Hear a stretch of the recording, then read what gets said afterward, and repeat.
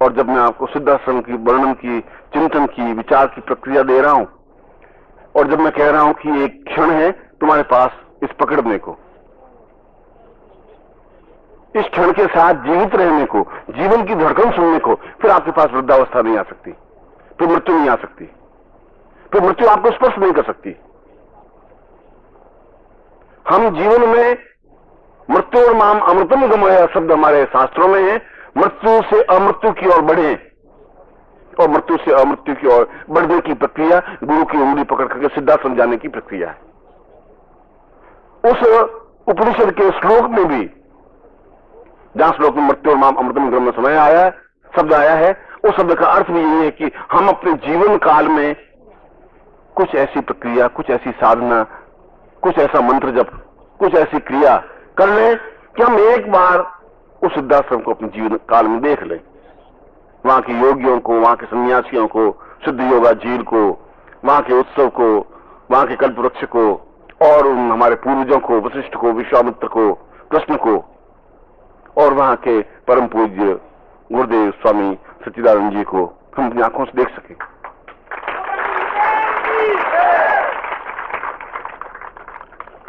और तुम्हारे जीवन का सौभाग्य है कि तुम्हें वहां तक ले जाने वाला व्यक्ति जिंदा है, और ये तुम्हारा दुर्भाग्य तुम पकड़ नहीं पाए।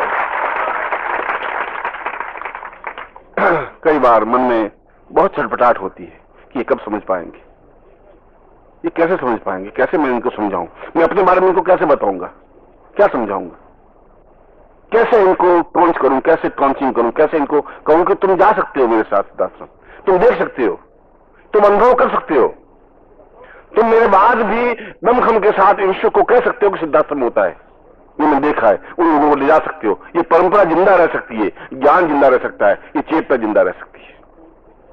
और इसके लिए जितना जो कुछ प्रयत्न होता है मैं करने की कोशिश करता हूं।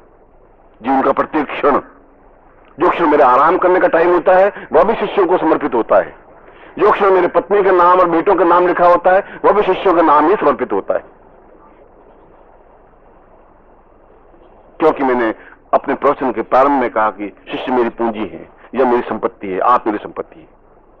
आपको पाकर के मैं अपने आप को रोमांचित अनुभव करता हूं कि शायद इसमें से कोई इनको चीज ऐसी निकल जाएगा जो अपने आप में उस सिद्धाश्रम तक पहुंच सकेगा। कोई इनको इस पगडंडी पर चलते चलते रुक जाएगा, पांव पकड़ लेगा। ऐसे गुरु मिले, ऐसे सदगुरु मिले, आपका सिर उनके चरणों में झुका हुआ हो, आपकी आंखें आंसुओं से तर हों, और उन आंसुओं से जब आप उनके चरण धो सकेंगे तो फिर उन चरणों में अपने आप आपको काशी दिखाई दे जाएगा, फिर उन चरणों में आपको मस्जिद दिखाई दे जाएगी, गिरजाघर दिखाई दे जाएगा, फिर उसमें आपको मथुरा, काशी, अवंतिका, हरिद्वार सब कुछ दिखाई दे जाएगा। उसके लिए टिकट देकर के वहां भटकने की जरूरत नहीं रह पाएगी।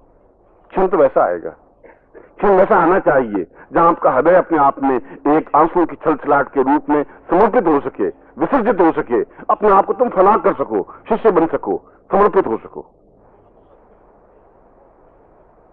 और मैं पिछली पीढ़ियों में भी, आपकी पिछली बार जब आप इससे पहले जीवन था तब भी, उससे पहले जीवन था तब भी मैंने आपको यही बात, यही चेतावनी, यही शब्द कहे थे। आज मैं फिर आपको वही दोहरा रहा हूं कि अभी भी ऐसा समय है कि जब आप अपने जीवन काल में कुछ ऐसी साधनाएं संपन्न करके उस ज्ञान की पूर्णता तक पहुंच सकते हैं। आवश्यकता है कि आप अपने आप को फना होने के लिए तैयार कर सकें, जीवन में कमी तो रह ही नहीं सकती। और इसलिए श्लोक के चौथे चरण में एक और शिष्यों के अनुकूल बात कही है कि तब गुरु को चाहिए, तब सदगुरु को चाहिए कि वह यदि उनको अपना शिष्य समझता है तो, यदि वह उनको आत्मीय समझता है तो, आत्मज समझता है तो, प्राण चेतना समझता है तो, तात समझता है तो, तन्मय समझता है तो, जो शरीर का एक हिस्सा है, प्राणों का एक हिस्सा है, हृदय की धड़कन है, अगर समझता है तो गुरु का भी एक कर्तव्य है, वह गुरु का कर्तव्य है कि वह उनको ठेल करके उस जगह पहुंचाए जिसको सिद्धाश्रम कहते हैं, उस जगह पहुंचाए जहां ज्ञान होता है।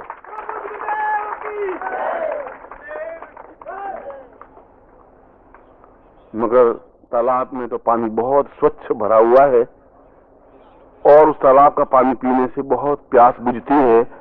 मैं यदि कोई घोड़ा उस किनारे पर खड़ा होकर के मैं उस घोड़े को कहूं कि ये पानी बहुत स्वादिष्ट है, सरल है, मीठा है, तेरी प्यास बुझेगी, तुझे पीना ही है, थोड़ी गर्दन नीचे झुका और गर्दन अकड़ करके पिए नहीं, हिलाता रहे, तो कितने बार लगाम खींच के मुंह नीचे करूंगा। कुछ उसको भी थोड़ा झुकना पड़ेगा। दोनों की प्रक्रिया बनेगी। कुछ मैं आपको रास्ता बताऊंगा, कुछ आपको उस रास्ते पर चलना पड़ेगा। दोनों का कुछ संबंध बनना पड़ेगा। और जीवन के क्षण बहुत थोड़े होते हैं। उन थोड़े से क्षणों में हम जीवन की उस कठिन विशेष प्रक्रिया को भी संपन्न कर लें जो सरलता से भी स्पष्ट की जा सकती है। और ऐसी प्रक्रिया को दीक्षा कहा जाता है। ऐसी प्रक्रिया को ज्ञान चेतना कहा जाता है। इसलिए उस श्लोक में उस दीक्षा का मतलब है उसमें कंप्लीट पूर्ण विधान फैलने की प्रक्रिया हो। दीक्षा का मतलब है दक्ष करना, फैलना, धक्का देना, पहुंचा देना, उछाल देना।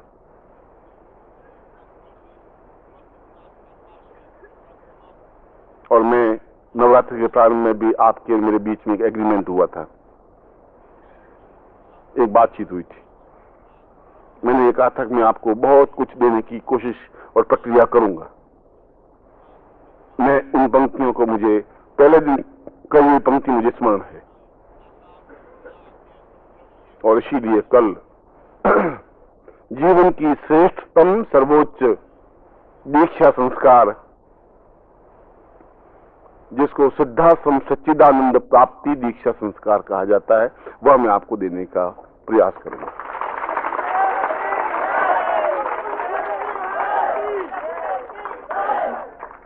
खाली सिद्धाश्रम दीक्षा ही नहीं, सच्चिदानंद 10वीं सिद्धाश्रम दीक्षा की आप अपनी आंखों से उन भगवत्पाद परम पूज्य गुरुदेव के दर्शन कर सकें, जीवन की तुल्यता प्राप्त हो सके। इसलिए कल सुबह कल का दिन आपके जीवन का, पूरे जीवन का एक सौभाग्यशाली दिन हो सकता है यदि आप उस दिन के महत्व को, अर्थ को समझेंगे तो। सुबह आप उठें, स्नान करें और उसके बाद जितना भी हो सके आप गायत्री मंत्र का और गुरु मंत्र का जप करें, जितना भी सामर्थ्य हो। ध्यान प्रक्रिया करें। जो कुछ आपको निवारण मंत्र या दूसरे मंत्र दिए उसकी 1 या 2 या 5 माला मंत्र जाप करें, मगर तब तक आप अपने मुंह से बोले नहीं। एक दूसरे से बातचीत शब्दों के माध्यम से नहीं करें, क्योंकि शब्द ब्रह्म है। ब्रह्म को उच्चारण करने की प्रक्रिया अगर यदि आपको नहीं आती है तब तक उस ऊर्जा को आप बनाए रखें जिस ऊर्जा के माध्यम से मैं आपको ठेल सकूं। बोलने से शक्ति व्यय होगी। इसलिए कोई बातचीत कर दी भी है तो संकेत से करें। और मैं सही समय पर आपके सामने उपस्थित होऊंगा। मैं आपको उस विशेष दीक्षा को प्रदान करूंगा अपनी प्राण चेतना के माध्यम से भी, और प्रयत्न करूंगा कि आपकी उस दीक्षा समारोह में गुरुदेव स्वामी सच्चिदानंद जी उपस्थित हों। ये आपका और मेरा दोनों का सौभाग्य होगा।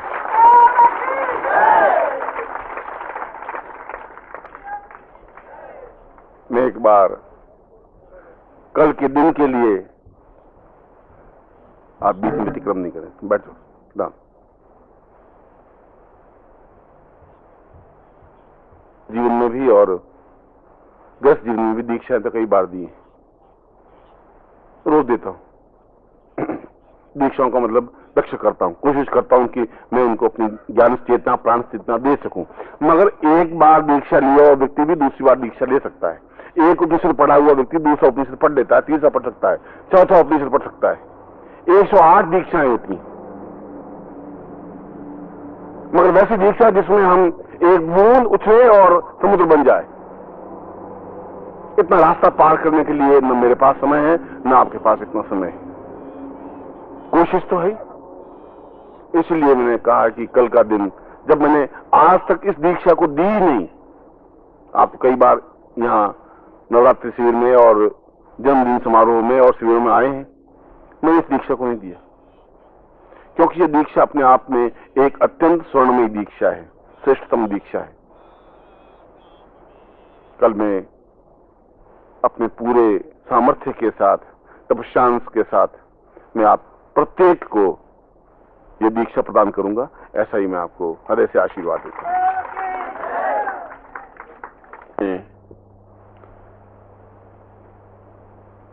कल शाम के प्रवचन में ये बताया था कि आज का दिन आपके लिए महत्वपूर्ण है। महत्वपूर्ण इसलिए कि जीवन का एक नया पृष्ठ खुल रहा है। महत्वपूर्ण इसलिए कि हम जीवन के रास्ते पर एक सीढ़ी ऊपर उठ रहे हैं, और महत्वपूर्ण इसलिए भी कि हम एक सांसारिक स्थल प्रपंच में दुनिया में, आप कल्पना करिए कि आप मेरे सामने बैठे हैं, निश्चित रूप से जीवन जी रहे हैं, साधना तो मंत्रों का उच्चारण हो रहा है, मैं आपको प्रवचन कर रहा हूं, आप उन प्रवचनों को सुन रहे हैं, एक आनंद मग्न जीवन व्यतीत कर रहे हैं, और एक क्षण के लिए वापस आप कल्पना करिए कि आज से 3 दिन बाद इस दुनिया में लौट जाएंगे जो दुनिया तुम्हारी है, या उतना ही छल है, या उतना ही कपट है, या उतना ही एक दूसरे के प्रति मार काट करने की प्रवृत्ति है, हर्ष में से संतप्त होने की क्रिया है।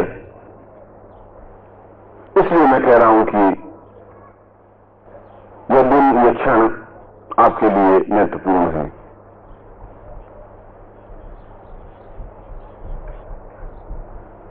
और जीवन के इस नवरात्रि के भाग में हम कल उस पूर्णाहुति प्रयोग को संपन्न करेंगे जो अपने आप में एक विशिष्ट प्रयोग होता है, मगर उसके लिए पहले हम अपने आप को तैयार कर सकें। कल भी मैंने बुद्ध के, महावीर के, शंकराचार्य के, गोरखनाथ के उदाहरण देकर स्पष्ट करने की कोशिश की कि शिष्य का धर्म, शिष्य का कर्तव्य, शिष्य का जीवन, शिष्य का चिंतन क्या होना चाहिए, कैसा होना चाहिए, और उसमें एक नवीन चेतना, एक नवीन ज्ञान पैदा करने की जो क्रिया होती है वह दीक्षा संस्कार होता है।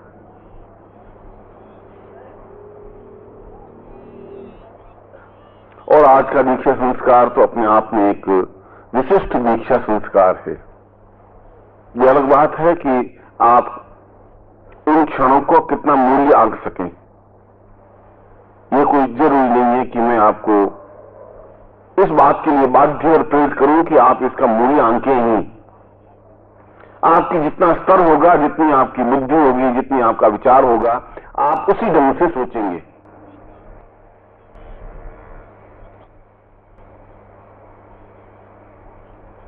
बुद्ध ने शाम को प्रवचन किया,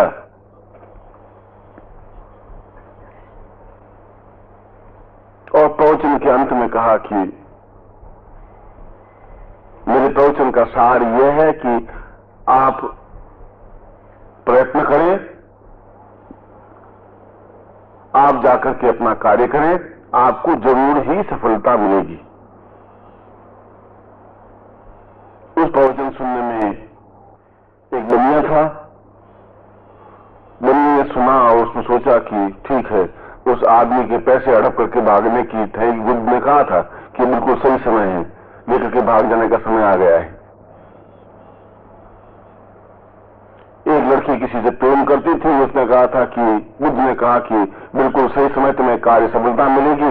उसने कहा अब बिल्कुल सही क्षण है, बुद्ध ने कह दिया है।